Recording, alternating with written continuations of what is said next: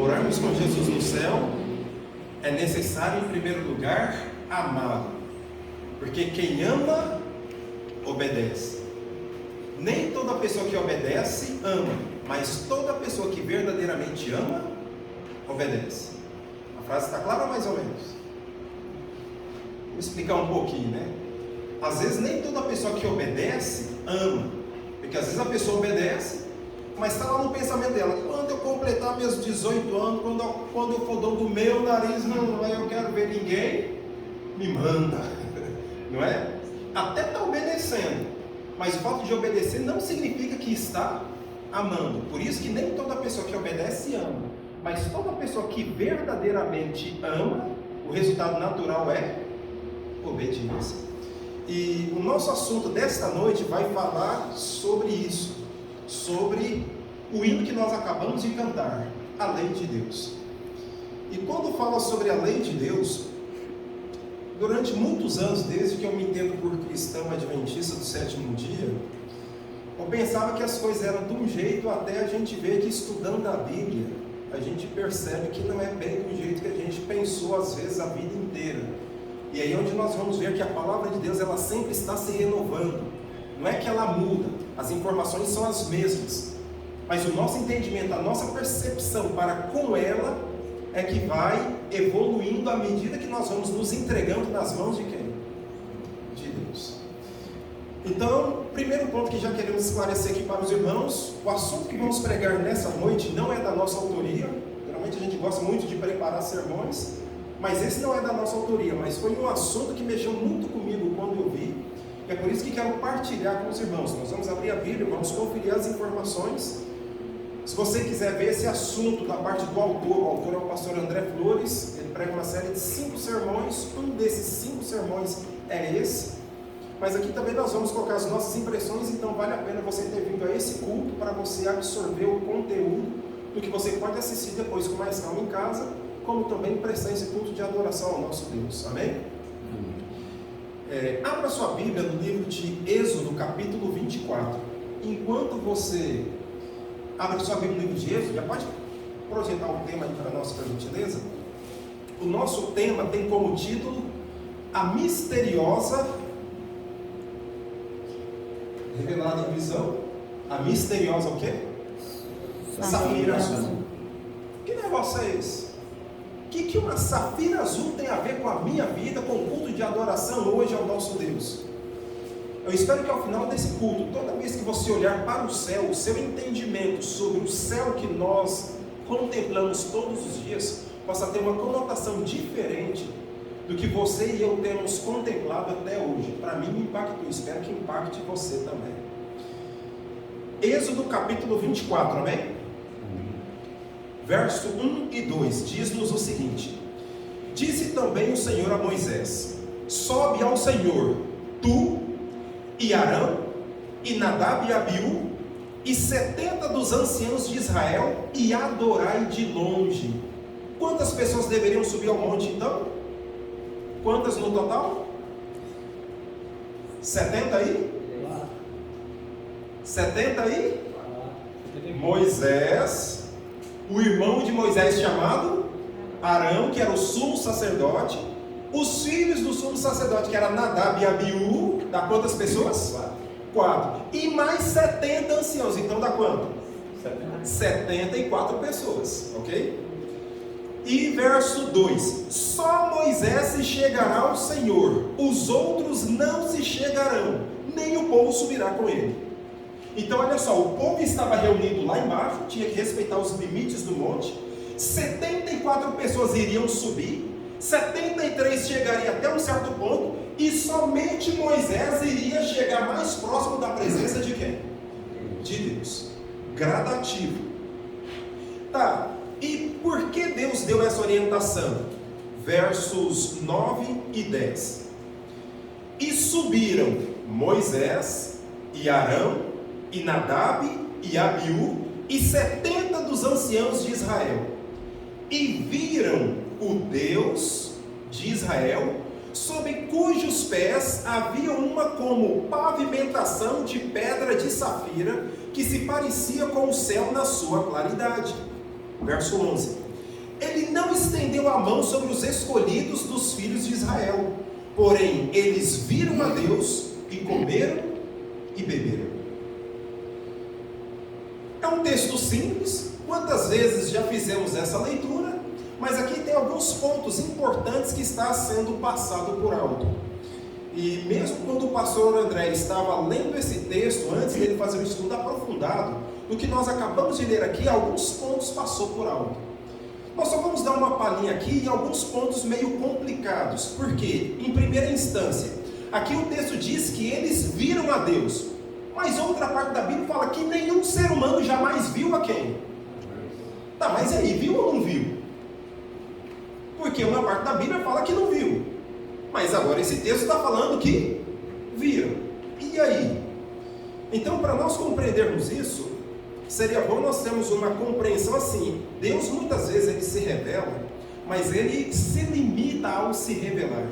Porque pode Deus se revelar como ele é para um pecador imperfeito e o pecador continuar vivo? Tem como?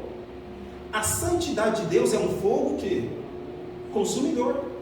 Eles morreriam. Não dá para um pecador, um ser humano pecador, ver a Deus e continuar vivo. Mas aqui fala que eles viram a Deus. Então aqui eles viram a Deus de que forma? Eles viram a Deus de uma forma velada. Ou seja, deixa eu usar isso aqui como exemplo. Eu estou falando com vocês face a face, sim ou não? Não. Estou ou não estou? Vocês estão me ouvindo? Sim. E eu estou face a face com vocês? Não. Vocês podem não estar vendo o meu rosto, mas eu estou aqui presente com vocês, vocês estão me vendo, sim ou não? Sim. Então, quando a Bíblia fala que eles viram a Deus, mas de uma forma o quê? Velada, ok? Porque eles não poderiam ver a Deus no pleno sentido da palavra. Igual aqui, eu estou vendo o rosto de vocês, vocês estão vendo o quê? O meu rosto. Só que não pode um ser humano ver o rosto de Deus e continuar vivo. Mas a Bíblia fala que eles viram a Deus. É porque Deus se limitou a ponto de Deus poder se revelar e eles não serem o quê? Consumidos. Tanto é que no verso 11 fala que eles comeram e beberam. Depois de ter visto a Deus, eles deveriam o quê? Ter virado o quê? Defunto. Um churrasquinho. Exato. Era para ter virado defunto e não viraram. Muito pelo contrário, ainda saíram vivos dali. Por isso que é a salvação para o ser humano, mas não a salvação para quem? Para os anjos que viram a Deus como Deus realmente é. Ok? Outro ponto interessante é o seguinte, verso 10: viram o Deus de Israel, sobre cujos pés havia uma como pavimentação de pedra de safira. E esse ponto é que chama a atenção. Por quê? Porque o que nós estamos vendo aqui? Alguém tem alguma tradução diferente? Tem algumas traduções que colocam assim: houve um calçamento, os pés de Deus estavam sobre um calçamento de pedra de safira. E aqui está a razão da mensagem desta noite. O que um calçamento, o que uma pavimentação de pedra de safira tem a ver com a sua e a minha vida hoje? E eu digo, tudo. Mas para isso vamos conhecer um pouquinho sobre a pedra de safira. Então estamos vendo aí o texto em que eles foram chamados para subir o monte. Próximo. Conhecendo um pouquinho sobre pedra de safira, estamos falando aí dessa coroa da rainha Elizabeth. Ela é do século XV, ela não tem um valor mensurável, porque o valor histórico dela é absurdo, é do século XV, nós estamos em que século mesmo? Século XXI, estamos falando de uma preciosidade de no mínimo 600 anos, e ela é cravejada de pedra de safira de que coloração? Qual é a coloração? Azul. Outra coisa interessante que nós vimos aqui no texto: os pés de Deus estavam sobre a pavimentação de pedra de safira que se parecia com o céu na sua claridade. Que cor que é o céu quando ele está bem clarinho? Azul. Então vá unindo as informações: céu azul, pedra de safira na coroa da rainha Elizabeth II de 104 quilates, pedra de safira azul. Passando, 104 quilates, nós temos esse Logan Safire. Esse anelzinho aí, 423 quilates, vale aproximadamente 5 milhões de dólares ou 27 milhões e meio de reais. Alguma das irmãs gostaria de ganhar um presentinho desse? Já imaginou? Quem não gostaria, né? Uma pedrinha dessa de 28 milhões no dedo? Não, irmão Luiz? Casou? Eu vou te dar aqui um anelzinho, minha querida. Eu falo aqui com a minha digníssima também. Um anelzinho aqui, quase 28 milhões de reais. Dava para pagar as contas de muitos de nós, sim ou não? Sobrava troco? Isso é uma pedrinha pequena de um anel. Mas não para por aí, vamos lá. Tem o Burnett Safiri, 115 quilates, é menos do que o outro, mas vale mais, porque esse vale 7 milhões de dólares, ou seja, quantos milhões de reais? Quanto? Pode falar. 38 milhões e meio de reais, que legal, né? Por uma pedrinha de safira azul. Mas olha só, tem um colarzinho também, muito bacana. Pode passar o próximo. Esse aqui, ó, o Blueberry. 392 quilates. Era a pedra mais valiosa do mundo até então. Quanto que ele vale? Olha lá, ó, 17 milhões e meio de dólares, quase 100 milhões de reais. Num colarzinho. Coloca ali o colarzinho. A pedrinha pequenininha. 100 milhões de reais, aquele brinquedinho ali. E esse colarzinho aí reinava soberano até que no ano de 2018 foi descoberto uma das maiores pedras de safira já encontradas até então. E o nome dessa pedrinha é essa aqui, ó, foi até colocado um nome bíblico, né? Com 1404 quilates, qual que é o nome da pedrinha que eles descobriram lá no Sri Lanka? Estrela de Adão.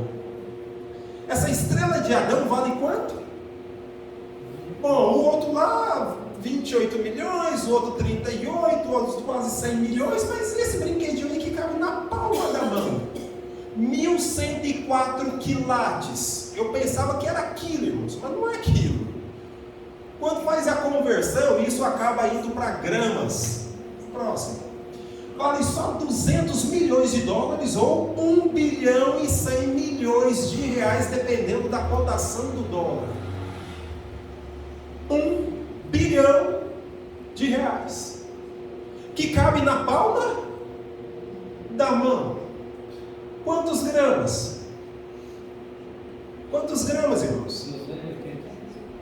Você pagaria 1 bilhão e 100 milhões de reais por uma pedrinha de 280 gramas que cabe na palma da mão? Dava para pagar as contas de todos nós juntos e ainda sobrava troco, sim ou não?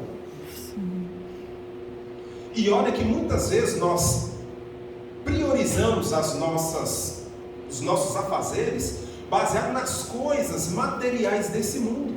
Onde uma pedrinha desse tamanhozinho, que chega a custar mais de 1 bilhão de reais, e a gente está correndo atrás das coisas materiais. E por que estamos apresentando isso?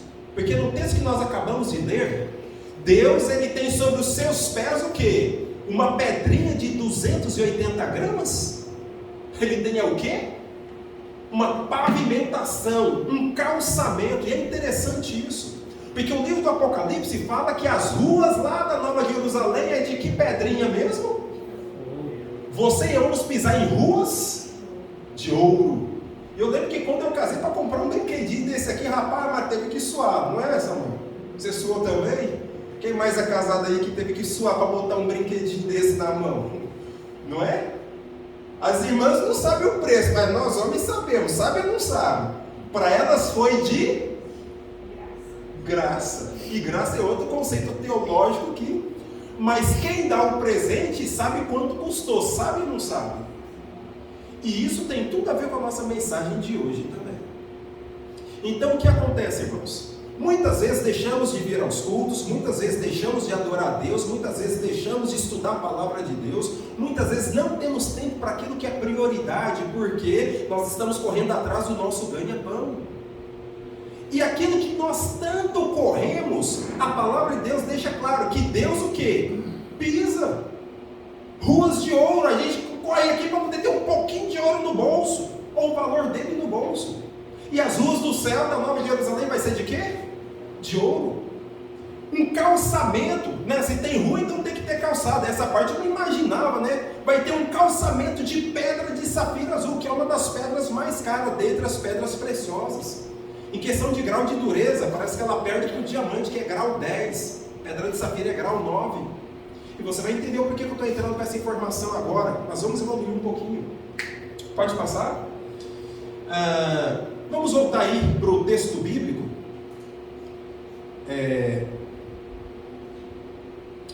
Vamos para Ezequiel, capítulo 1. Vamos lá. Em Êxodo, capítulo 24, verso 10, nós vimos que os pés de Deus estavam sobre uma pavimentação de pedra de safira. Eu vou fazer aqui já uma apanhada geral do assunto, porque o nosso inimigo sempre é o tempo, então vamos tentar fazer um resumo aqui para vocês pegarem a ideia central, depois a gente pode entrar nos pormenores se houver tempo.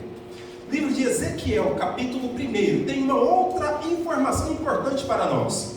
Deus se revelou a Moisés e a 73 outros homens, e eles viram a Deus, os pés de Deus sobre uma pavimentação de pedra de safira azul. Tempos depois, Deus se revela a outro ser humano. O nome desse homem é Ezequiel. E no livro de Ezequiel, capítulo 1,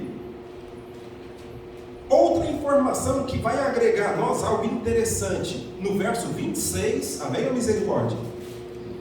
Tem outra informação que nos diz o seguinte: título da minha Bíblia, a visão da glória divina. Ou seja, é Deus se revelando a quem? Ao ser humano. E aqui então é dito o seguinte: por cima do firmamento que estava sobre a sua cabeça, havia algo semelhante a um quê? O que diz a sua Bíblia? Ezequiel capítulo 1, verso 26. Estão comigo, mais ou menos? Esperar que todos acompanhem.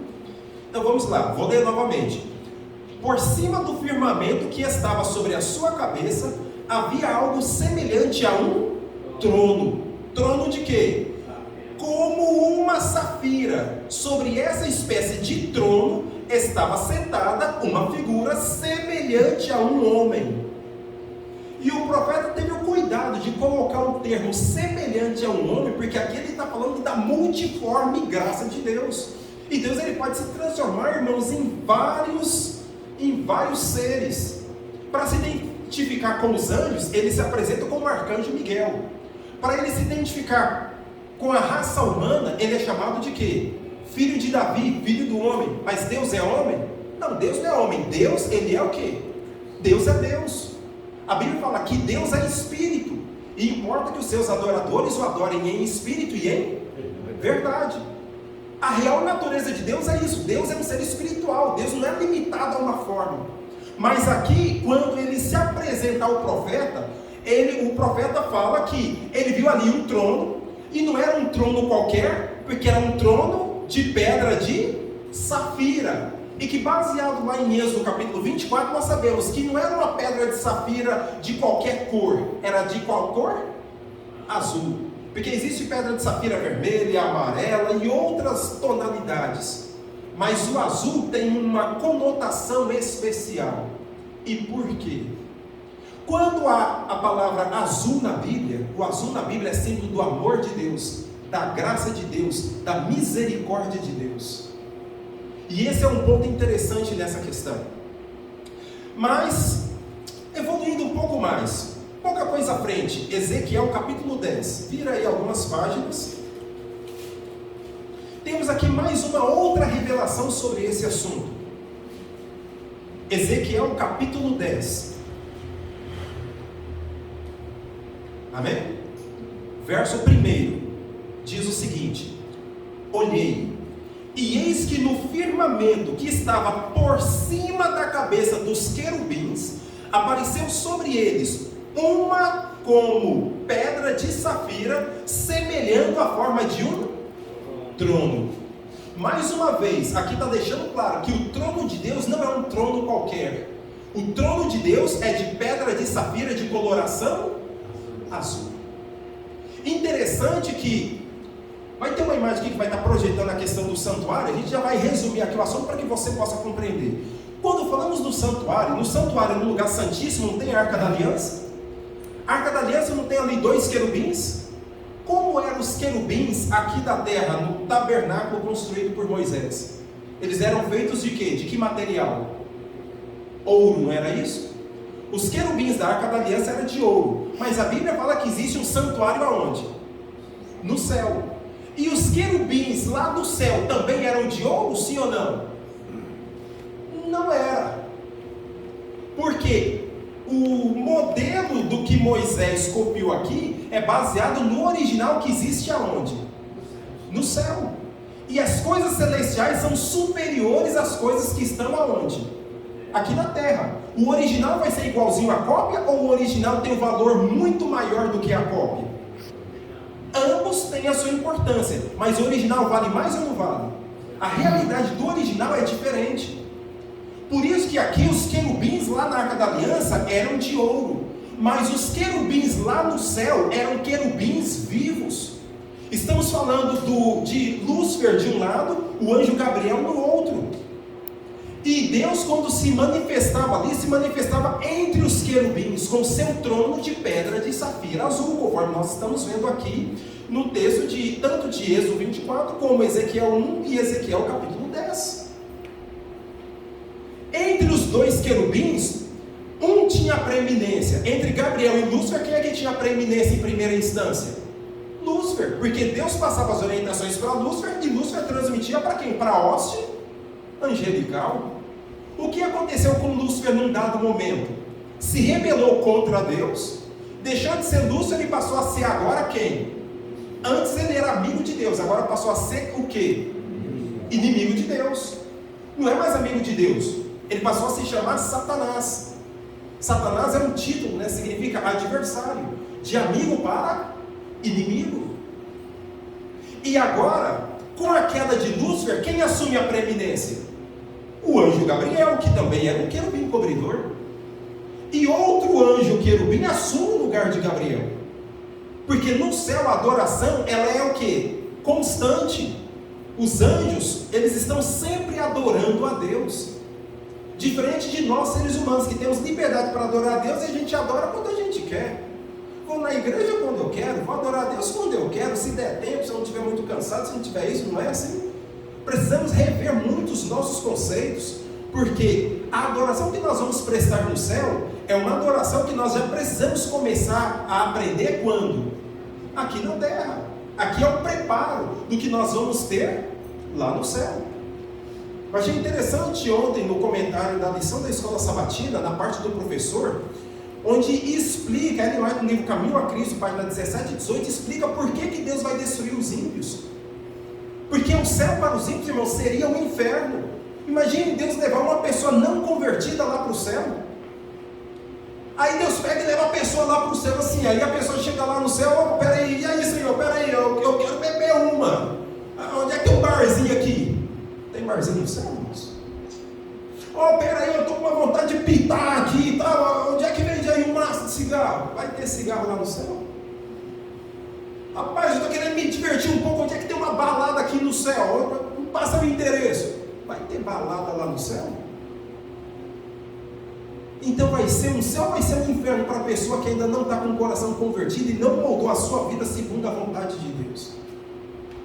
Ellen White, lógico, ela coloca isso dentro de uma linguagem muito mais técnica. Estamos aqui dando um exemplo mais prático, para nós termos uma noção do porquê que Deus não pode levar um pecador para o céu. O próprio pecador, ele ficaria insatisfeito no céu. A própria presença de Deus para ele seria um incômodo, assim como foi para Adão e Eva quando pecaram.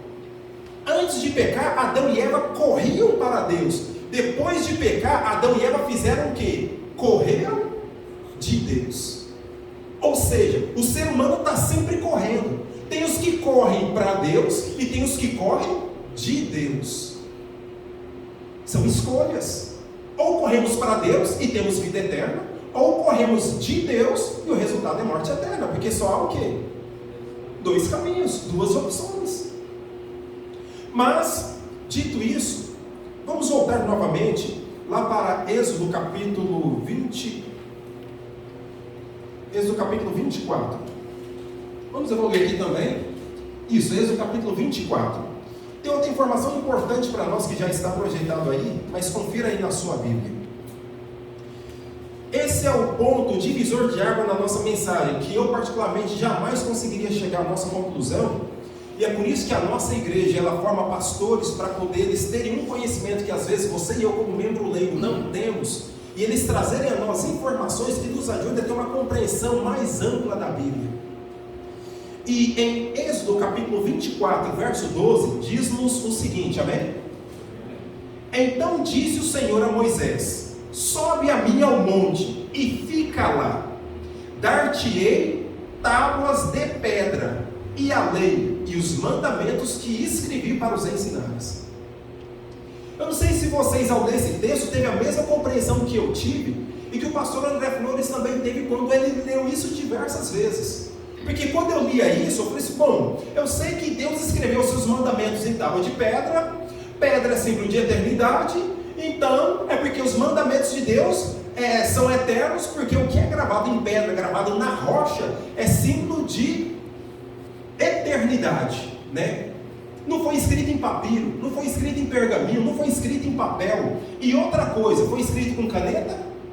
Com lápis? Foi escrito com o quê? O dedo de quem? De Deus. Um ponto interessante aí é que nós sabemos que a Bíblia, ela foi inspirada por Deus, mas os 10 mandamentos não foi inspirado por Deus. É uma das partes da Bíblia que não foi inspirada por Deus. Por quê? Se o que foi inspirado por Deus é santo, é ou não é santo?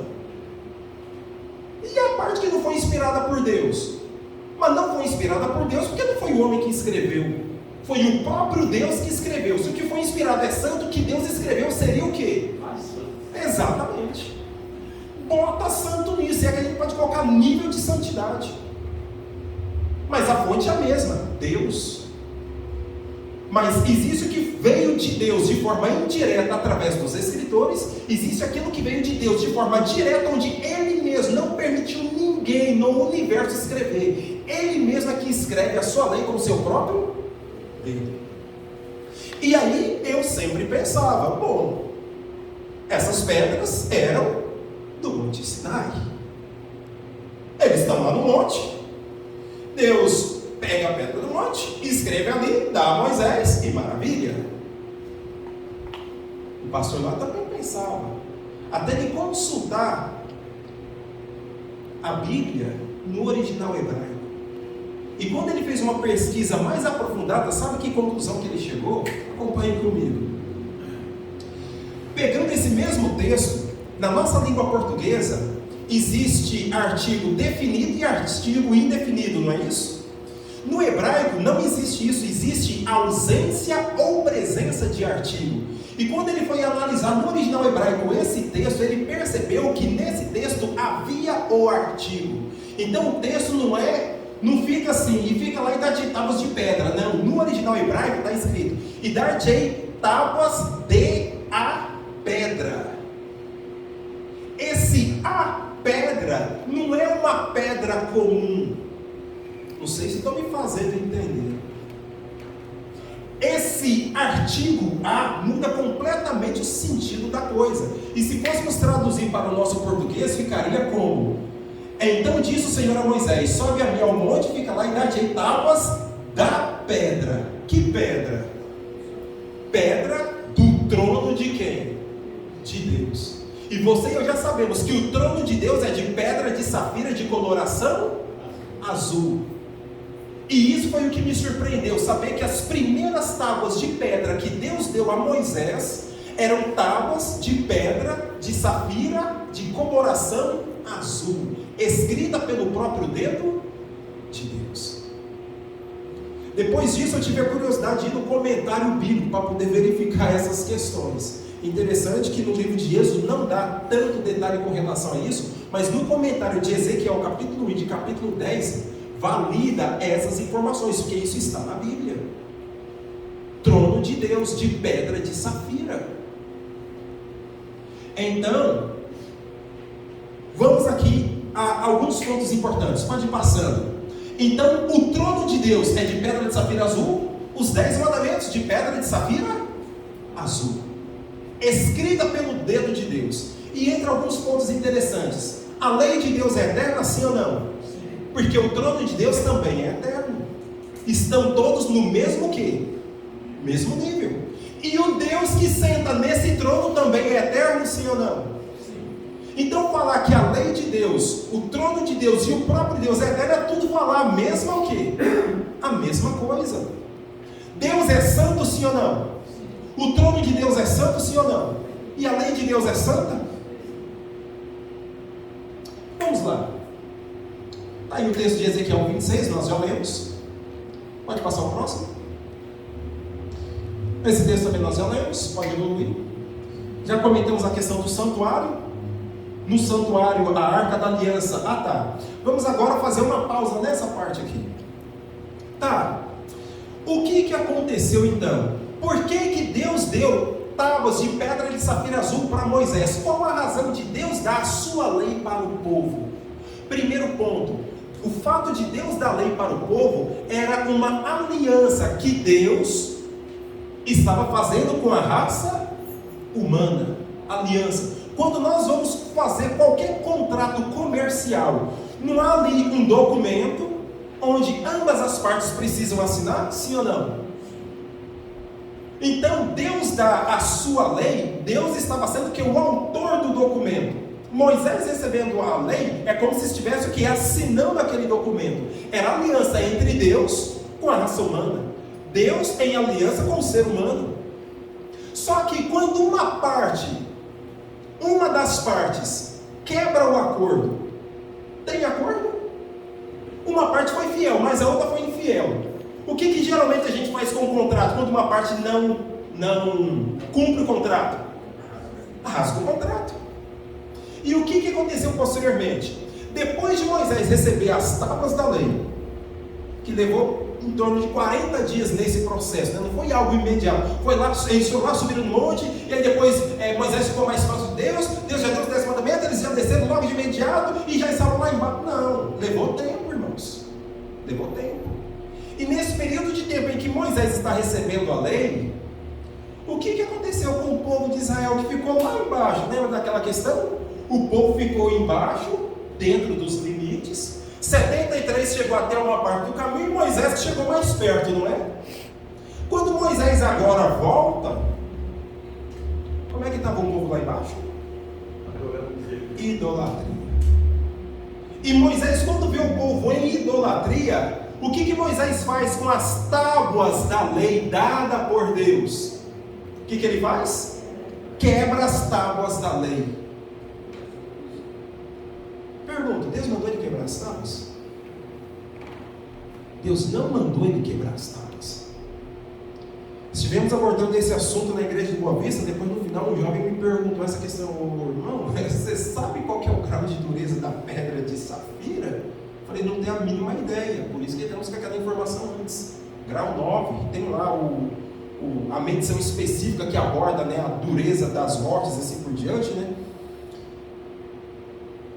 Diamante é grau 10, pedra de safira é grau 9. Em outras palavras, o que esse jovem quis falar para mim? É impossível quebrar as tábuas. Mas a Bíblia fala, quebrou, Moisés quebrou ou não quebrou as tábuas? Quebrou, ponto. Se está escrito na Bíblia, eu aceito, irmãos. Mas me veio na cabeça uma coisa, tá? Mas se era tão duro assim e Moisés conseguiu quebrar, das duas, uma, Moisés era muito forte, ou então houve uma força sobrenatural a quem interessava que as tábuas da lei fossem quebradas. E quem é que tem ódio da lei de Deus e que isso começou desde lá do céu? A quem interessava a quebra das tábuas da lei? Uma inferência nossa, irmãos. Você é livre para acreditar ou não. Mas eu particularmente acredito que o inimigo deve ter tomado posse daquela ira santa, entre aspas, de Moisés, para dar ele uma força sobrenatural para quebrar tábuas de pedra de safira de grau de dureza 9. E por que estamos falando isso? Porque, vamos lá para Êxodo capítulo 34. Em Êxodo capítulo 34 tem uma outra informação interessante para nós, que diz aqui o seguinte, a partir do verso 1. Encontraram? Diz o seguinte: então disse o Senhor a Moisés: lavra 2 tábuas de pedra como as primeiras, e eu escreverei nelas as mesmas palavras que estavam nas primeiras que quebraste. aqui já dá para ficar subentendido que Deus não tinha dado autorização para que Moisés quebrasse as primeiras. Deus falou: Moisés, eu não mandei você quebrar a aliança com o povo, Moisés. Deus foi quem estabeleceu a aliança com o povo. Se alguém poderia rasgar o contrato, esse alguém teria de ser quem? Deus. É Deus quem está dando o primeiro passo. E aí confirma outros textos na Bíblia que nós conhecemos. É Deus quem coloca em você e em mim o querer e o efetuar. Ou seja, toda e qualquer ação boa que você faz, não é porque você e eu somos bonzinhos, não. Ah, tem ali uma pessoa caída. Nossa, deixa eu ajudar essa pessoa aqui. E aí a gente vai lá e ajuda a pessoa. Nossa, eu sou uma pessoa boa porque eu parei e ajudei. Negativo, você não é uma pessoa boa coisa nenhuma. Se nós formos analisar nas entrelinhas, o que aconteceu antes? Você e eu estamos atrasados, quem sabe, correndo para os nossos afazeres. Nós vimos uma pessoa em necessidade e em uma fração de segundo algumas coisas aconteceram. Sempre vem aquela questão: pare, ajude. Não, senhor, siga seu caminho, você está com pressa. É ou não é? A gente sempre fica naquele impasse: pare e ajudo ou siga o meu caminho? De quem é a voz que fala para nós pararmos e ajudarmos? É a voz de quem? De Deus. Na pessoa de quem? Do Espírito Santo. Não, só segue seu caminho. Então, se porventura eu paro e vou ajudar a pessoa, não é porque eu sou bom, é porque eu ouvi a voz do Espírito Santo que pediu para que eu parasse para poder ir ajudar a pessoa. É Deus quem coloca em você e em mim o querer e o efetuar. Se nós vamos fazer isso ou não, aí essa escolha é de quem?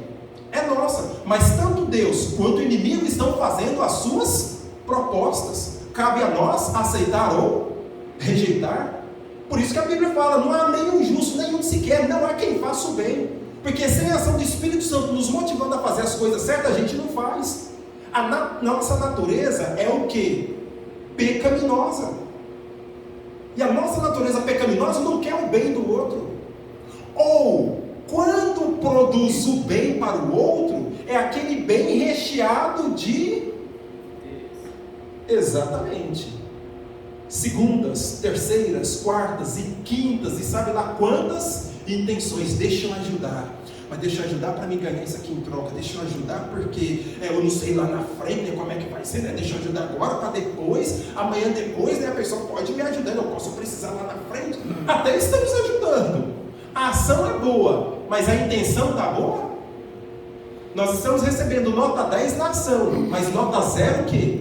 Na intenção. Por isso que Deus pede para nós não julgarmos, porque nós julgamos baseado naquilo que nós estamos vendo, nós julgamos a ação. Deus, ele tem o poder de julgar não somente a ação, mas também o quê? As intenções que vão no nosso coração. E quando fala coração, é o quê? É mente, é escolha, é decisão. Então, dito isso, o que acontece?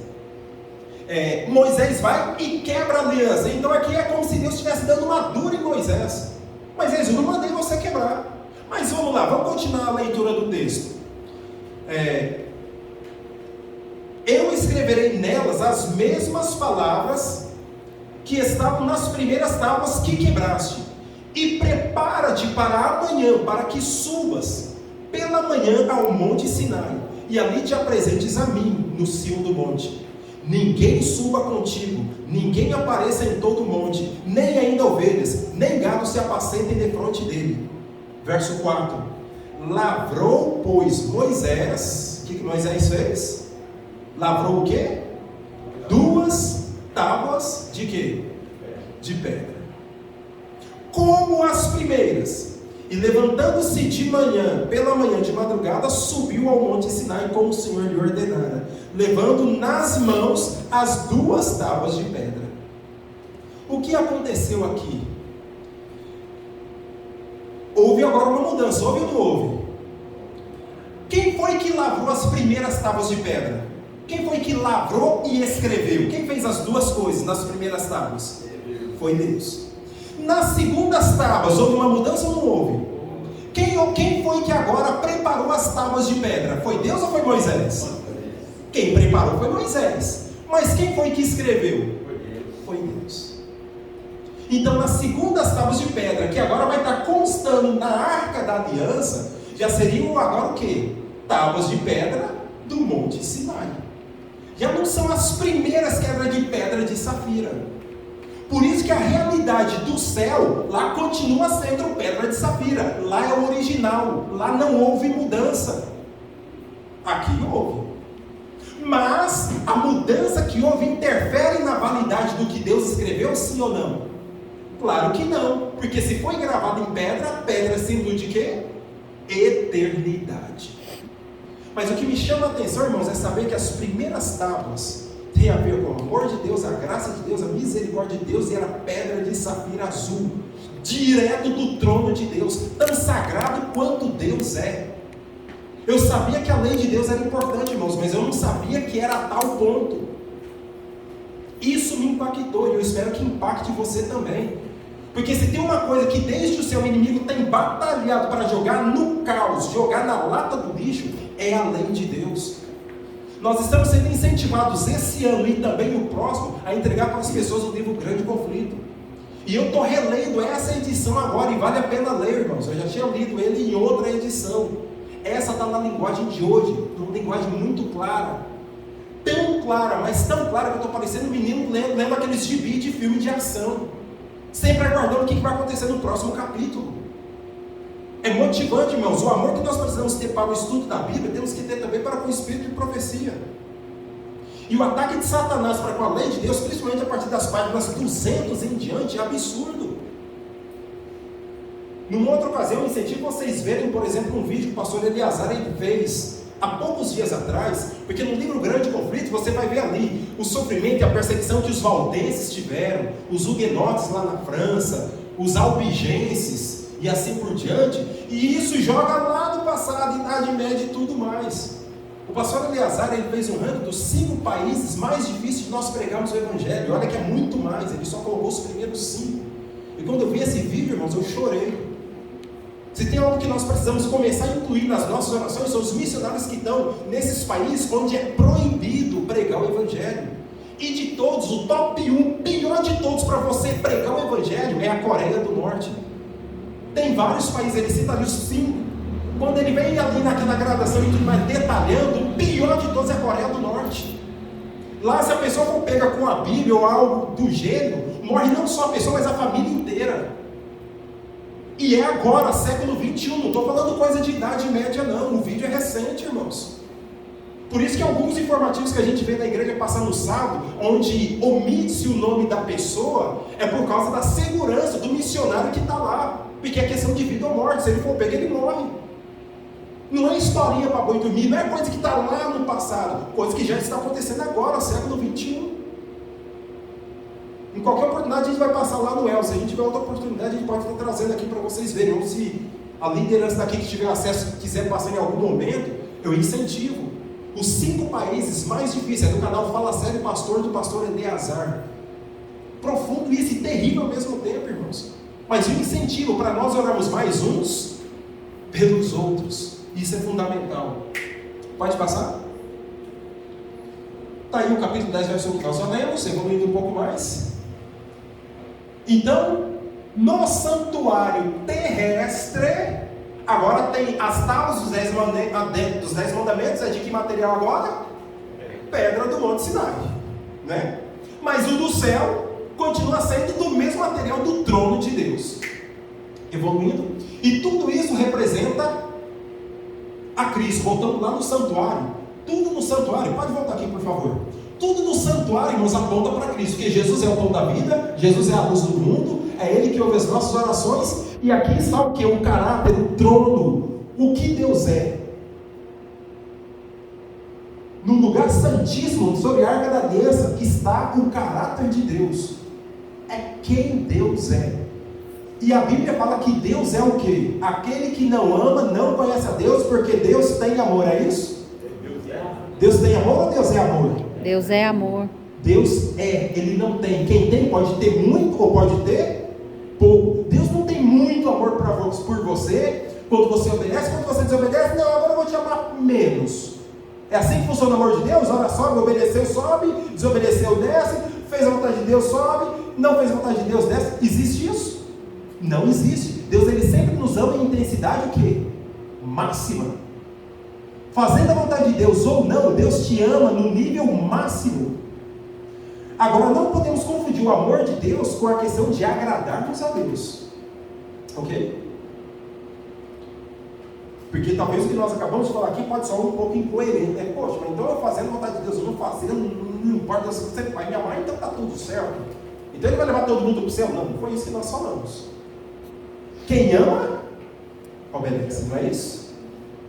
O que acontece? Deus ama todas as pessoas, mas é lógico que Deus ele vai se agradar daquele que faz a sua vontade. E aquele que se agrada de Deus e Deus se agrada dele, vai fazer a vontade de Deus. E quando a pessoa faz a vontade de Deus, então a pessoa vai aceitar o plano de salvação estabelecido por quem? Por Deus. E a salvação é pela graça? É pelas obras ou é pela graça mais as obras? Única resposta certa, opção 1, 2 ou 3? Opção 1, unicamente pela graça. Aí dá uma dificuldade, porque muitos acham que é pela graça mais as obras. As obras não têm participação nenhuma no processo seu e meu de salvação. A salvação é pela graça, porque isso envolve a primeira fase do processo de salvação, justificação. A justificação é unicamente pela graça de Deus. Ser justificado é o mesmo que ser perdoado. E que tem o poder de nos perdoar e nos purificar de todos os nossos pecados é unicamente pela graça e misericórdia de quem? De Deus, ponto. Na santificação é onde entram as obras. Ok, na justificação, Deus me salva. Então é como se eu estivesse me afogando. Aí Deus me salvou, maravilha, já não estou me afogando mais. Agora Deus me salvou, não é para mim ficar de braços cruzados. Ele me salvou para que eu possa o quê? Produzir boas obras. Só que as boas obras que eu vou começar a produzir a partir de agora, não é para ser salvo porque eu já estou salvo. É para que agora eu possa agradecer a Deus pela salvação que Ele já me deu. E isso exige esforço. Porque agora eu vou colocar Deus em primeiro lugar na minha vida, na segunda fase, santificação. Vou me santificar, colocando Deus em primeiro lugar, fazendo as coisas do jeito de Deus. Eu vou fazer do meu jeito, seguindo o caminho largo. Aqui Deus fala, meu filho, é caminho estreito. Mas Senhor, eu quero caminho largo. Meu filho, guarda os meus mandamentos. Mas Senhor, eu quero fazer a minha vontade. Por isso que na fase da santificação é uma luta entre as duas naturezas. A natureza espiritual, caminho estreito, e a natureza carnal, caminho largo. Só tem duas opções. E a pessoa que quer ficar em cima do muro, tem uma péssima notícia para ela. Porque a não escolha já é uma escolha. Quando eu estive no estado do Pará, eu conheci um senhor que ele falou o seguinte: olha, eu nem estou com Deus, nem estou com o diabo, eu estou seguindo minha vida. Legal, né? A única coisa que eu pude falar para ele no momento foi o seguinte: só peguei a primeira frase dele. Olha, eu vou pegar suas palavras. A primeira que você colocou: eu não estou com Deus. Meu amigo, só de você falar que não está com Deus, qualquer coisa que você fale depois, já tem a sua sentença. Quem com Cristo não ajunta, o que? Espalha. Se não está com Cristo, que é a salvação, automaticamente já está o que? Perdido. Só que a pessoa tenta se enganar. Não, eu nem estou com Deus, nem estou com o diabo, eu estou aqui seguindo minha vida, então... Como se a pessoa fosse dar um jeito dela para se salvar. Não existe jeitinho brasileiro para querer se salvar. Respeitando as piadinhas que o povo fala, o Papa é argentino, mas Deus é brasileiro. E aí, como o brasileiro tem um jeitinho brasileiro, e a pessoa acha que vai subornar o cara lá de cima, como se ele fosse um qualquer, igual muitos têm banalizado, e jogar a lei de Deus por terra, pisando no terceiro mandamento, né? Não tomarás o nome do Senhor teu Deus, igual a ponto de chamar Deus o Criador do universo de cara. Não é isso? Banalizando algo que é sagrado. Não existe jeitinho brasileiro. Não existe oferta de Caim para a pessoa fazer a cabeça de Deus. O que Deus fez para com a oferta de Caim? Vou oferecer minhas melhores frutas. Deus aceitou ou rejeitou? Rejeitou. E qual foi o resultado disso? Caim ficou com raiva quando matou o seu irmão Abel. Foi ou não foi? Mesmo princípio, irmãos. Pode passar.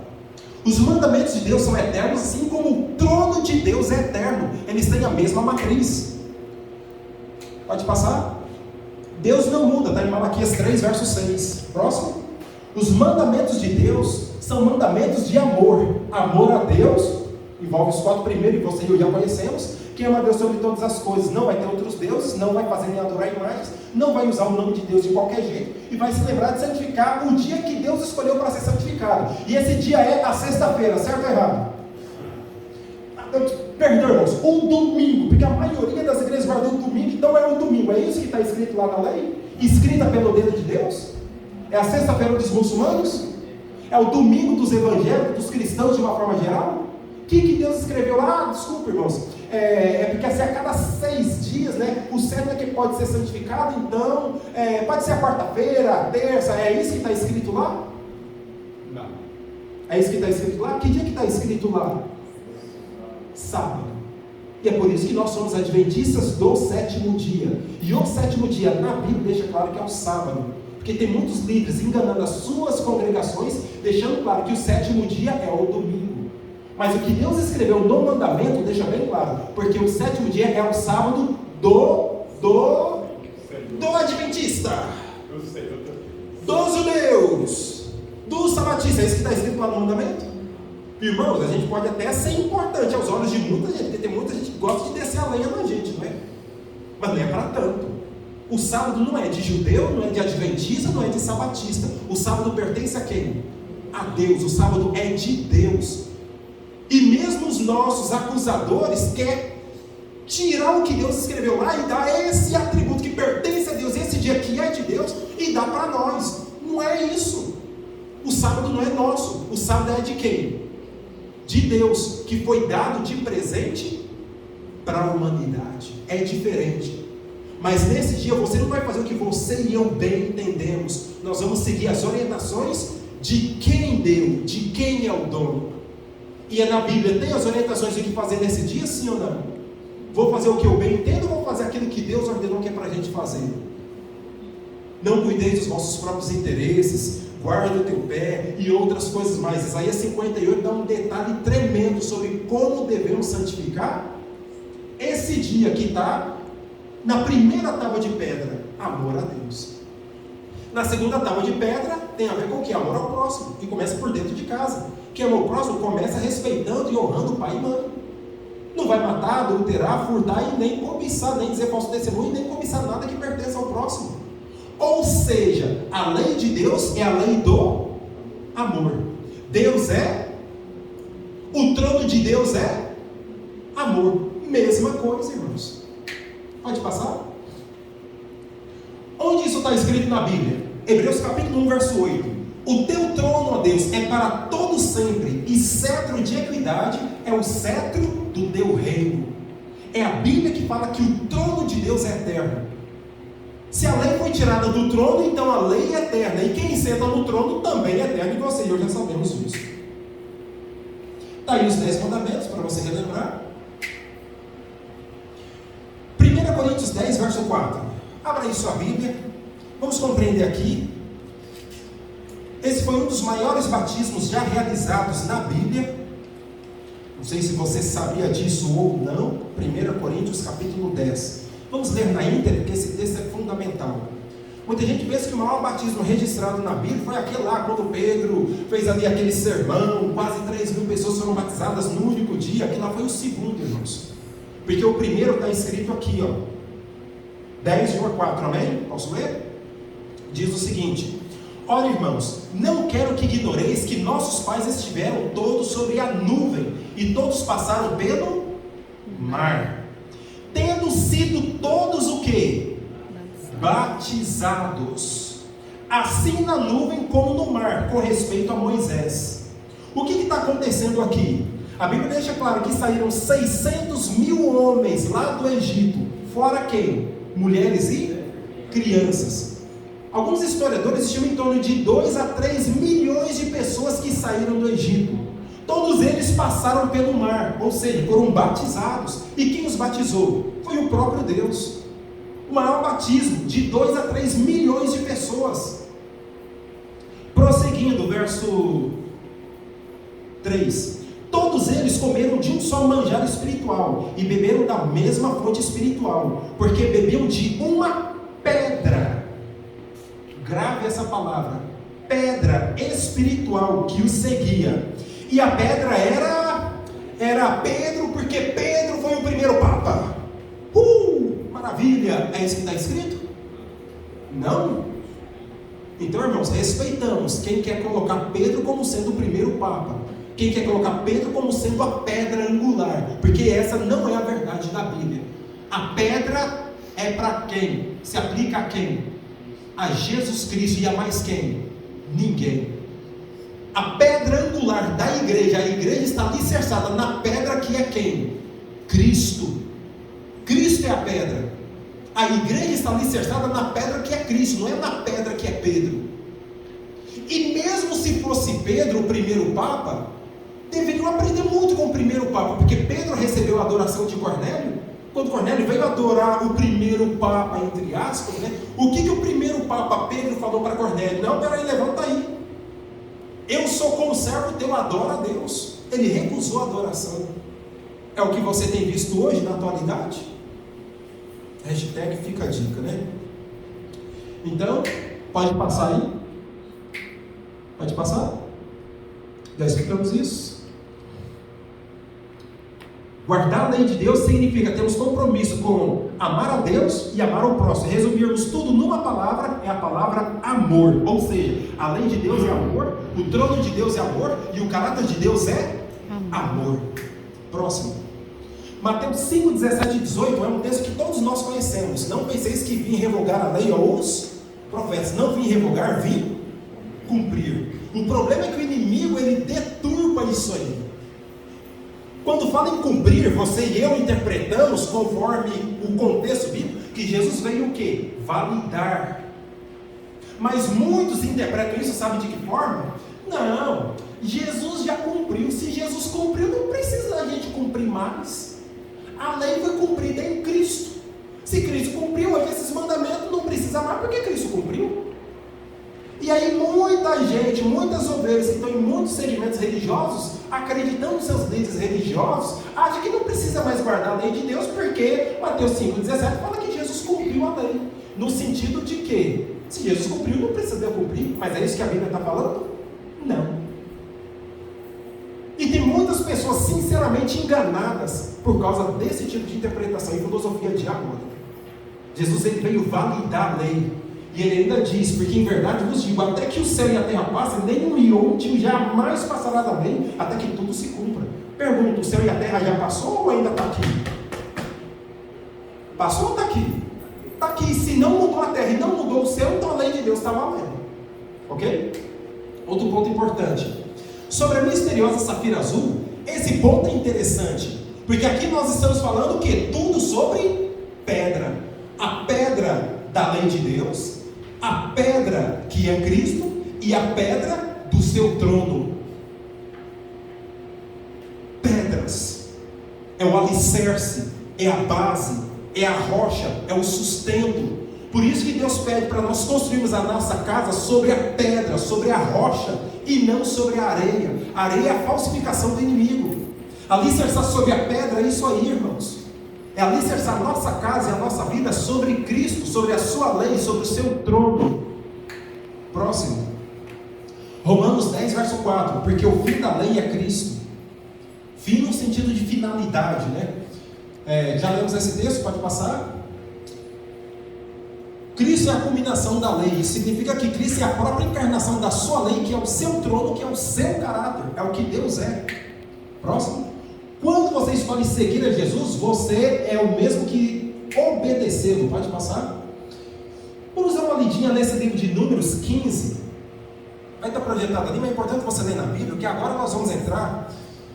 Já estamos indo para a parte final do nosso assunto, e essa parte agora, ela tem tudo a ver com você e eu agora, na atualidade.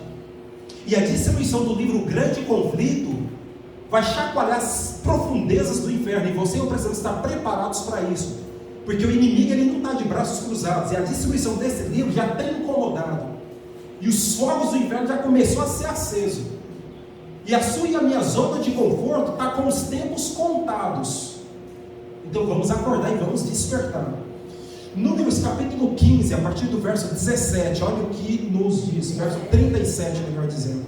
Olha só, até o verso 40. Acompanhe isso.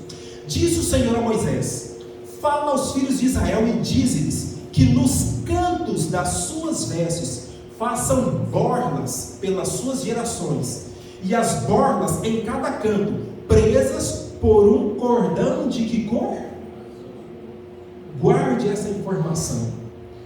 E preste atenção nisso aqui, ó. Não sou eu que estou falando, está na Bíblia, você acabou de ler. Na vestimenta do sumo sacerdote, mesmo dos sacerdotes, tinha que ter o quê? Uma borla em volta da túnica do sacerdote. Ela tinha que ser de que cor? Azul. Tá, qual a razão? Não entendi. Desenha, maravilha, não sou eu que vou desenhar, é Deus que vai desenhar. E as borlas, a explicação está aqui, verso 39. As borlas estarão ali para quê? Ó Deus explicando, para que vendo-as, vos lembreis de todos os mandamentos de quem? Do Senhor, e os cumprais.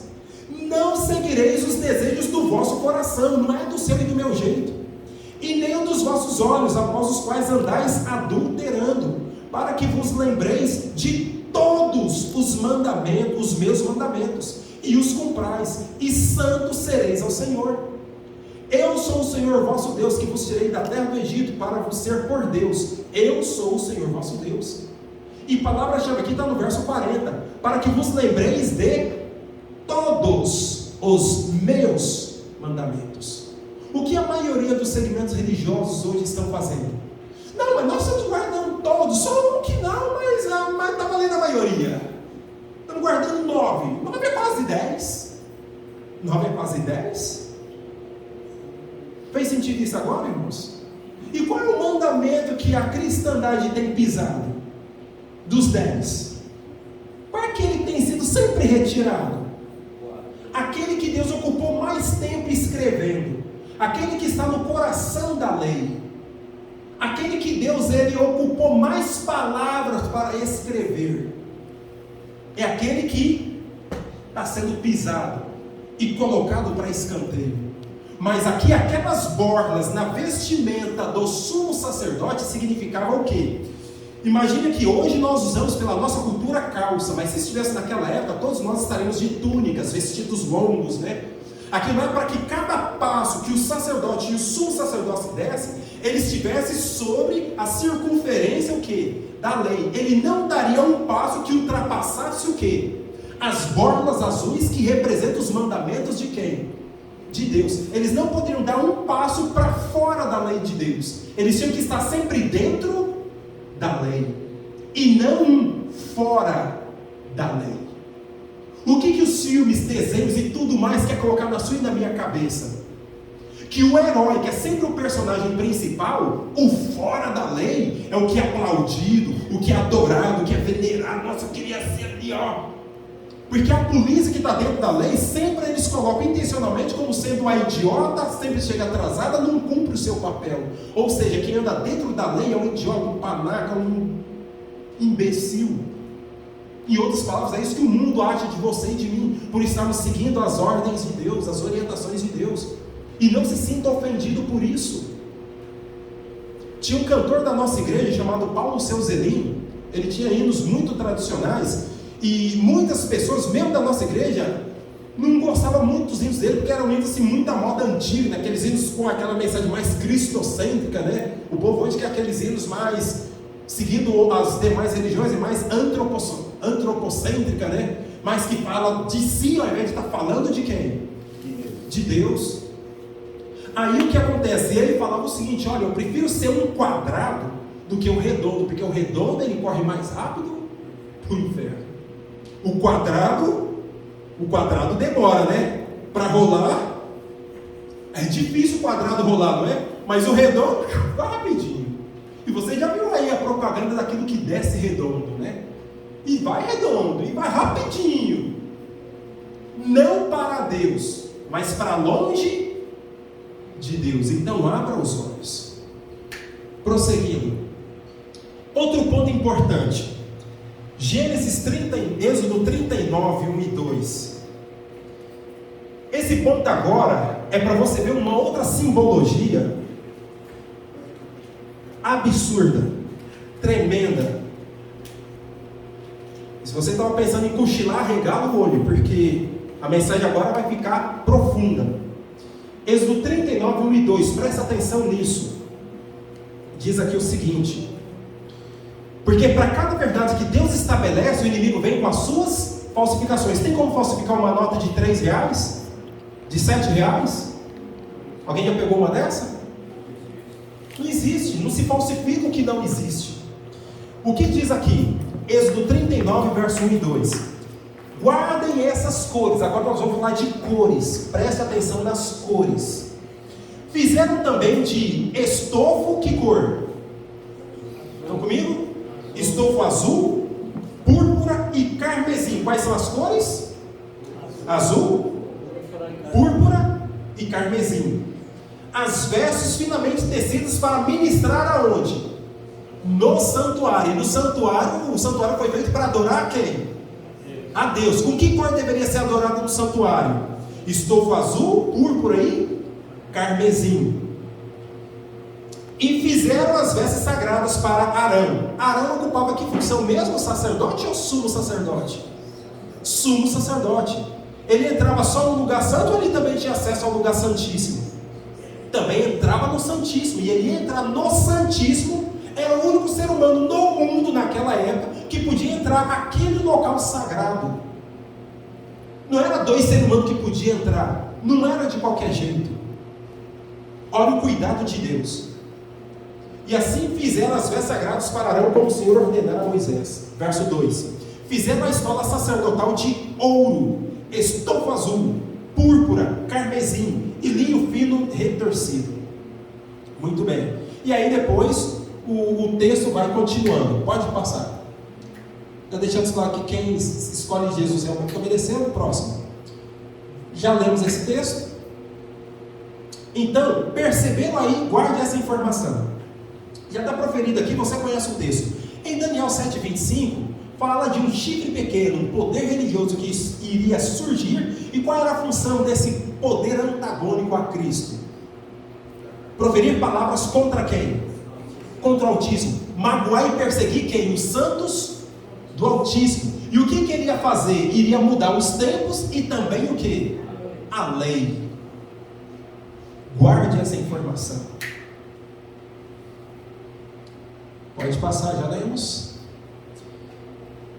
Na lição da Escola Sabatina de algumas semanas atrás, nós vimos aí a mulher do Apocalipse 12, aquela mulher vestida de branco, lua debaixo dos pés, coroa de 12 estrelas na cabeça, não é isso? E por outro lado, tem a mulher do capítulo 17. A mulher do capítulo 17, ela segura nas mãos o quê? Uma taça de que bebida? Vinho. E esse vinho é símbolo do quê? Da mentira, da prostituição. É para enganar quem beber do vinho. E essa mulher está sentada numa besta de 7 cabeças. O que você e eu vimos pela Bíblia? O azul, a púrpura e o carmesim. O que tem na falsificação? Está igual ou está diferente? Está igual ou está diferente? O que está faltando aí? O que você percebeu que está faltando? Que cor está faltando? Azul. Por que será que está faltando o azul? Por que você acha que está faltando o azul? Por que na falsificação do diabo o azul não entrou? Porque o azul é símbolo do quê? Da lei de Deus, do trono de Deus, do caráter de Deus. O poder antagônico quer alguma coisa, algum compromisso com Deus? Não, por isso que não entrou o azul. Perceberam bem? Quem que é a besta? A quem esse poder representa? Se você ficou na dúvida, a lei de Deus é chamada lei do... Aquele que não ama não conhece a Deus, porque Deus é o quê? Ok. Se tivesse um quadro aqui, imagine isso aqui, eu vou escrever agora, irmãos, a palavra aqui, ó. A-M-O-R.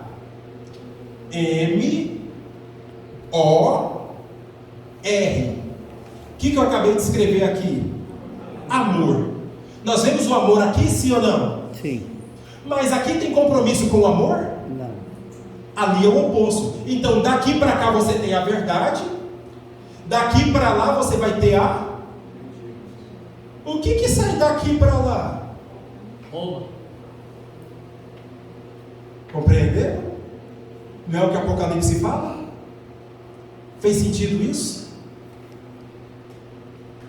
Profundo isso, irmãos? E isso é para os nossos dias. Isso aqui, o espírito do anticristo já está em operação. Já estava desde a época do apóstolo Paulo, do apóstolo João. Persiste ao longo da história. E agora, mais do que nunca, está jogando a lei de Deus na lata do lixo. Hoje tem 10 mandamentos circulando. O que está na Bíblia, o que está onde? No catecismo. Tem mandamento de Deus que fala para guardar o sábado. Isso está em tudo quanto é Bíblia. E tem outros mandamentos mandando guardar outro dia que não tem nada a ver com o que Deus escreveu. A quem interessa isso? Falsificação, engano, obra de quem? Do inimigo. Então abra os olhos. Vamos estudar as profecias de Daniel e Apocalipse. Isso aí está no Apocalipse, Apocalipse 17. É uma falsificação da vestimenta do sumo sacerdote que ia à presença de Deus e adorava a Deus no lugar santíssimo. Aquelas vestes finamente tecidas, borlas azuis na veste, para que cada passo que o sumo sacerdote desse não ultrapassasse a lei de Deus, para que ele guardasse toda, não era 8 mandamentos, não era 9 mandamentos, não era 5 mandamentos, era todos os mandamentos de Deus. Aquela borla estava ali com esse lembrete, a cor azul para lembrar da lei de Deus, do amor de Deus, da misericórdia de Deus. Mas esse poder não tem compromisso com a lei de Deus. Então vamos ser fiéis adventistas do sétimo dia, porque o ódio do inimigo está com essa igreja e com os fiéis dessa igreja, que possamos ser trigo e não joio. Finalizando, pode passar? Se a filha de um sacerdote se desonra prostituindo-se, profana seu pai, ela será o quê? Queimada. E esse segmento religioso está atuando como sacerdotisa. O que Deus prometeu fazer? Quando a prostituição mesmo que idolatria, vai ser queimado. E o que vai acontecer com o que você leu daqui para lá? E com quem tiver no pacote, vai ser o quê? Queimado. Juízo executivo. Lógico que quem ainda está nesse e tantos outros segmentos, eles necessitam ouvir as verdades que você e eu precisamos pregar. Por isso que o nosso papel é advertir o mundo, pregar o Evangelho. E quando o Evangelho for pregado no mundo todo, e o decreto dominical vai vir aí para poder dar aquela chacoalhada, e cada ser humano vai ter a oportunidade de fazer a sua escolha. E quando todos tiverem decidido, aí vem o selamento. Uns recebem o selo de Deus e outros o selo dessa prostituta aqui, ó, que não tem compromisso com a lei de Deus. No resumo geral, a lei do Senhor é o quê? Vamos falar juntos? A lei do Senhor é? Perfeito. E faz o quê? Restaura a alma. O que mais? Fiel e sabedorias aos O simples. que mais a lei de Deus faz? Alegra o coração. E faz o que para os olhos? Ilumina os olhos. E onde é que isso está escrito? Salmo 19. É Bíblia. O que mais? Qual o conselho de Deus? Retirai-vos dela, povo meu, para não ser cúmplices em seus e não participardes dos seus flagelos, ou seja, das suas pragas. O que mais? Apocalipse 18:4. Falando ainda sobre a lei de Deus. A lei do Senhor permanece por quanto tempo? É mais desejável que o ouro. E o que a gente ganha obedecendo a lei de Deus? Recompensa. Grande recompensa, porque o nosso Deus é grande ou não é? É Ele que promete te recompensar. Feliz o homem que não anda no conselho dos ímpios, não assenta no caminho dos pecadores, nem se detém na roda dos escarnecedores, não é isso? Antes o seu prazer está na lei do Senhor, e na sua lei medita de quanto em quanto tempo? Salmo 1, de 1 a 3, próximo. Já lemos. Aquele que diz que o conhece e não guarda os seus mandamentos é o que? Isso é duro. Algum mentiroso vai para o céu? Nós temos que ter compromisso com o pai da mentira ou com o pai da verdade? Então não me venha com esse papo furado de guardar 8 mandamentos e está valendo, porque Deus é amor, Deus entende, Deus é Pai. 9 mandamentos, eu estou fazendo mais do que o suficiente e isso basta. Ou a gente guarda tudo, ou então não estamos guardando o quê? Nada. Deus não aceita um coração dividido. A entrega tem que ser total. É como aquele homem que queria ser batizado na igreja e falou para o pastor: pastor, eu quero me batizar, mas só deixa esse dedinho aqui de fora. Ah, mas como? Ou batiza tudo ou não batiza nada. Não, pastor, mas é só esse dedinho de fora porque eu fiz uma promessa, eu tenho que resolver uma questão, sabe? E eu vou precisar só desse dedinho. Será que dava para o pastor batizar o camarada nessas condições? E quando o pastor sentou para apurar melhor a situação, não, o que está acontecendo? Não, pastor, é o seguinte, é porque há alguns anos atrás um camarada matou o meu irmão, eu jurei de vingar a morte do meu irmão, e eu preciso só desse dedinho. Dava para batizar nessas condições, irmãos? Numa situação dessa, o camarada estava cumprindo toda a lei de Deus? Não estava. Graças a Deus que depois do pastor orientá-lo e apresentar as verdades da palavra de Deus, ele mudou de ideia. E aí pôde batizar o corpo todo, inclusive o quê? O dedinho. Porque até o dedinho, irmãos, tem que ser convertido. Não dá para entrar do céu para o céu sem um dedinho convertido. E a Bíblia ainda diz: se o teu dedinho então te impede de entrar para o céu, arranca. Se é os teus olhos, arranca. Se é o teu ouvido, arranca. Tem muita gente perdendo o céu por causa dos ouvidos. O que está ouvindo? Por causa dos pés. Para onde os seus pés estão te conduzindo? E que não está sendo para os caminhos de Deus. É aquela musiquinha de criança que a gente aprendia e vale a pena relembrar. São as entradas da alma: visão, audição, paladar, tato e olfato. Cuidado, olhinho o que vê, boquinha o que fala, ouvido o que ouve e assim por diante. E até o que a gente come afeta o nosso globo central e faz com que o inimigo tenha acesso à nossa mente. É outro tipo diferente de possessão demoníaca. Precisamos ingerir alimento, não produto alimentício que vai embotando a nossa mente, impedindo de Deus se comunicar conosco. E aí o inimigo toma posse do corpo da pessoa, porque a pessoa lê as verdades da palavra de Deus e não entende. Mensagem clara, mas não entende. E muitas cadeiras ainda estão o quê? Vazias. Qual a razão? Não está vigiando com as 5 entradas da alma. E o tempo de agora, irmãos, não é de brincar de religião. Então quem fala que guarda tudo e guarda todos os mandamentos, mas tropeça só pouco, transgrediu tudo. E se não está guardando a lei de Deus, é mentiroso. Mas para quem guarda, conforme Romanos 7,12, a lei de Deus é o quê? E o mandamento? Santo, justo e bom. E muitos ainda têm a ousadia de falar que Deus aboliu isso. Como que Deus vai abolir algo que é santo, algo que é justo e algo que é bom? Deus é santo? Deus é justo? Deus é bom? E Ele vai abolir isso? Porque se a lei de Deus for abolida, é a mesma coisa que a gente abolir também o trono de Deus e abolir o caráter de Deus. Porque o que a lei de Deus é, o seu trono é e Ele é. Aboliu a lei de Deus, você está abolindo o trono de Deus e você está jogando por terra os atributos que pertencem a Deus. Percebendo a gravidade disso? Pode passar? Quem ama Deus guarda os seus? Primeira coisa, amor. Resultado, obediência. Não inverta isso. Inverter isso é fazer a vontade do inimigo.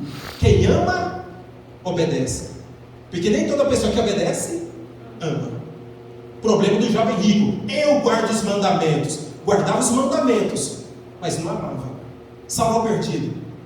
Quando foi confrontado por Jesus, baixou a cabeça e fugiu de Deus, ao invés de correr para Deus. E aí é a nossa mensagem final. Portanto, toda vez que você vê um céu azul, saiba o significado agora do azul na Bíblia. Borlas azuis, para que possamos lembrar dos mandamentos de quem? E guardar quantos mandamentos de Deus? Todos. Porque é através do azul que Deus demonstra o que? Próximo e último. O seu. E não é Deus? Deus é? Seu trono é? seu caráter é amor. E esse amor está estendido a você e a mim todos os dias. Nosso tempo já foi, mas como o nosso irmão Samuel está aqui, eu me vejo no direito de falar o que já falamos em outras igrejas. Numa conversa com o irmão Samuel, que bom que ele está aqui, ele pode confirmar com vocês. Eu me recordo de ter comentado com ele alguns anos atrás sobre a questão de filmes que a gente assistia sobre astronomia. Falei, rapaz, mas tem hora que eles colocam tanta coisa ali das galáxias, esses negócios assim, de onde será que vem tanta criatividade? Eu me recordo, Samuel, que você havia falado comigo naquela ocasião, que foi o quê? Tudo isso vem através de quê? Inspiração. Ou algo é inspirado por Deus, ou é inspirado por quem? Pelo inimigo. Esses filmes em geral da Disney é tudo do inimigo, irmãos. Eu estava vendo agora há pouco tempo um vídeo abordando essa questão. Os fundadores da Disney são homossexuais e o comprometimento com eles não é com a palavra de Deus. Simples, simples. Mas atrai os nossos olhos, sim ou não? Atrai os nossos sentidos, sim ou não? Prende a nossa atenção, é ou não é? Ficar 1h30, 2 horas, quase 3 horas vendo o filme ali, passa rapidinho, não é? Ficar ao mesmo tempo com a Bíblia, 5 minutos. Mas com a Disney, 2 horas, os olhos, é ou não é? Cores, atrativos. O poder do engano é assim, irmãos, ele não está brincando. Porque é questão de vida eterna ou morte eterna. As distrações. E estamos abordando isso por quê? Porque aí, com essa conversa com Samuel, eu fiquei assim, como na época Lúcifer, né, quando estava em obediência a Deus, ele conheceu as maravilhas das galáxias que Deus criou. Ele conhece isso. E agora o que ilumina a mente do ser humano para fazer isso, para chamar a sua e a minha atenção. Não com o objetivo de adorar a Deus, mas de nos distanciar de Deus através de 2 coisas. E agora eu faço minhas palavras do Dr. Rodrigo Silva. O inimigo, quando ele não vem com a tentação, ele vem com uma coisa que aparentemente parece que não é tão problema assim. Algo chamado distração. A tentação é aquilo que de cara você detecta que é errado. A distração não. A distração você está vendo no jornal. Que mal tem ver no jornal? Que mal tem eu estar aqui numa rede social e tudo mais, não estou fazendo nada de errado. Mas aí você está aqui 1, 2, 3, 4, 5, 6, 7 horas. Para onde vai o tempo depois para adorar a Deus com a Bíblia? Não é? E não é. A gente começa aqui, não é rapidinho. Daqui a pouco escurece, anoitece e tal. Distração. Uma arma poderosa do inimigo nos dias de hoje. Tirar a gente do foco principal da adoração a Deus. Para nos distrair com qualquer coisa que não seja as coisas de Deus. Então fique atento não só com a tentação, mas também com as distrações. E aí o que acontece? Em cima disso, tudo quanto é inimigo, quem não quer dominar o nosso planeta, é ou não é? Tudo quanto é extraterrestre, o planeta deles houve algum problema e tudo mais, e eles precisam de um outro lugar para morar, e o lugar é justamente o nosso planetinha de coloração. Não é? Planeta azul, a nossa pedra de safira do sistema solar, não é? Não estou fazendo uma afirmação, irmãos, mas fique para analisar. E outra coisa que a palavra de Deus diz, numa parábola, Jesus falou o seguinte, que teve um homem que estava ali num campo e daqui a pouco ele encontrou um grande tesouro, uma pérola, e o que ele fez? Ele vendeu tudo que tinha para adquirir aquele campo. E resumindo essa parábola, quem é a pérola de grande valor que vale a pena a gente abandonar tudo para adquirir essa pérola? Quem é a pérola? A pedra de grande valor? Jesus. Então vale a pena você abandonar tudo por amor à pedra, que é quem? Cristo. Mas Ellen White, comentando essa mesma parábola, ela dá também uma segunda interpretação com relação a isso. Para Deus, cada um de nós, seres humanos, somos a pedra de grande valor, que fez com que ele deixasse o céu e toda a adoração que ele tinha lá, para vir buscar a pérola de grande valor que ele deixou aonde? Aqui, ó. Então você não é qualquer pessoa. Você é alvo extremo do amor de quem? De Deus. Deus te ama numa intensidade que nós não temos ideia. E quanto mais Deus nos ama, mais aumenta a ira de quem? Do inimigo. Tem como o inimigo confrontar a Deus? Existe luta entre Deus e Satanás, sim ou não? Não há. Não há. Porque se Deus for lutar com Satanás, irmãos, não tem luta. Vou falar as palavras do Rodrigo, há massacre. Deus não luta com o inimigo com o seu poder. Deus luta com o inimigo com o seu caráter. Deus, ele se torna o mais fraco dos fracos e luta com o inimigo não com a sua força, sim com a sua fraqueza. Ele venceu o inimigo não como Deus, ele venceu o inimigo como o quê? Como homem. Nascendo aqui como homem, fraco, débil. E na condição humana, submisso ao Pai, ele venceu.